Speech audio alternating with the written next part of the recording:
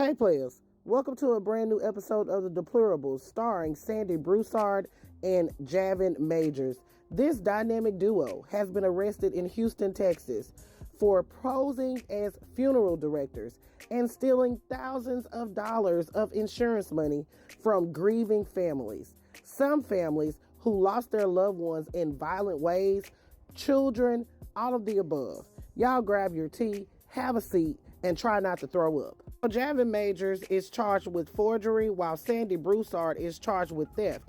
They're being accused of using a fraudulent Houston funeral business to forge signatures and steal thousands of dollars by allegedly obtaining the life insurance policies from families of deceased loved ones. According to authorities, Javin Majors would tell unsuspecting people that he was a funeral director. He would ultimately get their confidence and get them to send him money. He would also eventually convince them to give him insurance policy information before allegedly forging signatures on documents and taking insurance money.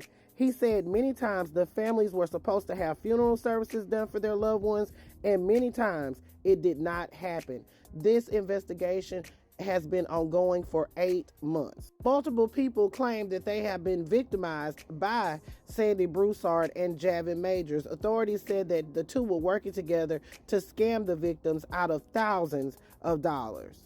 One mother stated that when she walked into the church and she looked at her son's body was bloated and he was dark. She also stated that there was a smell so bad that she had to run out of the church because she couldn't deal with the smell. She was ultimately given her son's ashes, which she put into a necklace. But as of right now, she is unsure if that is her son's ashes. Had the nerve to take advantage of us. Someone has to be responsible. It's not only him doing this work. Threw my son inside the church. Threw my son inside the church. Jumped in the truck. Ran back out the truck. Came back with the obituary. At 12:30 was his funeral.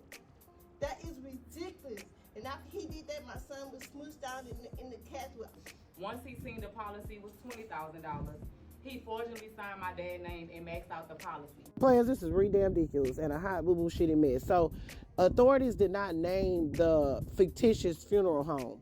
However, some of these families described how Javin would show up dressed in a suit. He would have business cards and decree and declare that he was friends with the victim, and that's how he would earn their trust. But ultimately, if they did have a funeral, it would be all messed up, or if they didn't have a funeral, they would never see their loved one's body again.